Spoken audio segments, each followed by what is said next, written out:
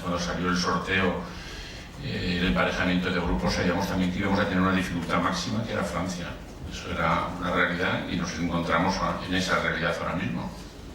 Esperemos que mañana pues hagamos un buen partido, que nosotros también tenemos un equipo con calidad, un equipo que tiene experiencia, que sabe jugar este tipo de partidos, y esperemos pues que podamos vencer a los franceses. Pero Sergio Ramos, bueno, yo creo que está bien donde está. Y además tengo que deciros que Álvaro Arbeloa, no lo hablo en plan para reforzarle, sino un hecho que ha sido siempre así, ha hecho un buen marcaje de Ribéry siempre, en el pasado Eurocopa, en el partido de la primera vuelta, en fin, no tenemos en ese sentido ninguna por qué cambiar y cuando tenemos a un Sergio Ramos y Piqué, una pareja de centrales que no la hay mejor o una de las mejores de Europa.